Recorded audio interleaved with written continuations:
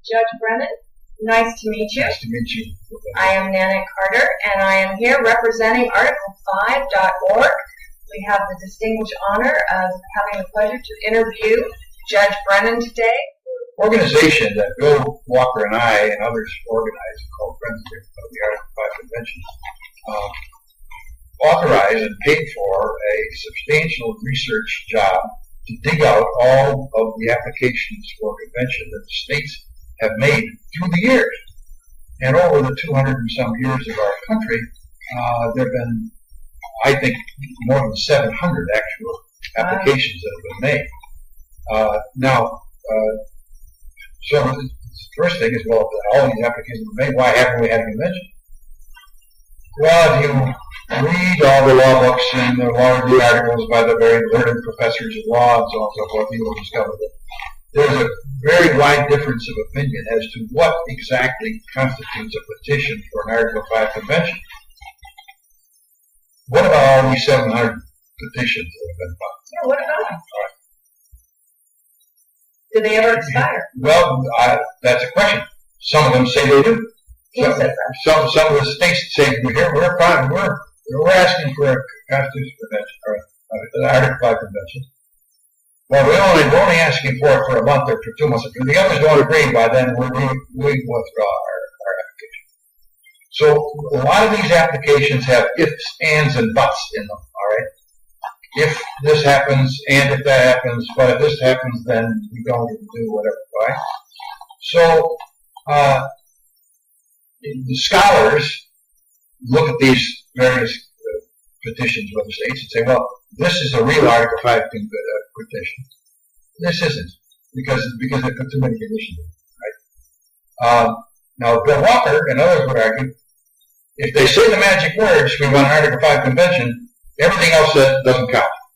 Because they are asking for an Article 5 convention means they're asking for a specific kind of convention under the Constitution. And all the rest of it is just garbage. So if the state asks for an Article 5 convention, do they have to give a specific reason? Like right now we have Citizens United, which is a big subject everybody's kind of in uproars and concerned about. So do we need, in order to have Citizens United become an amendment, do we need 2/3 of the states to file an application for an Article 5 with a specified reason? No, as a matter of fact, the argument that some people make is if you specify the reason, the petition doesn't count. Because Article 5 doesn't say if 2/3 of the states ask for a convention for the same purpose. It says if 2/3 ask for a convention to propose amendments in the borough. Now, the Citizens United is only one amendment.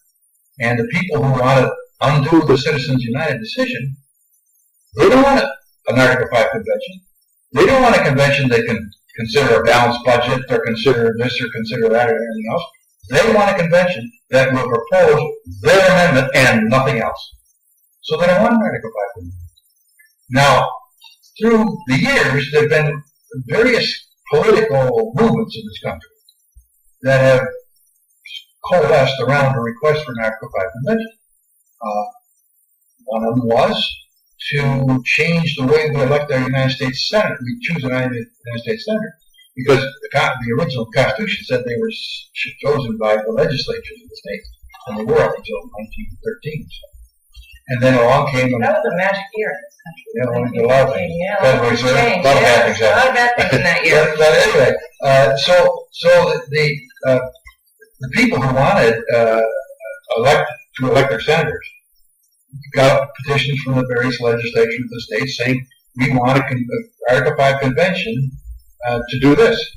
Well, that kind of got the Congress nervous, and when they got up to 31 or 32 states or whatever it was in those days, close to the 2/3 level, the Congress buckled, and they sent out the amendment by 2/3 of both houses. They needed their amendment. In other words, it was a congressionally proposed amendment that went out to the legislatures, and it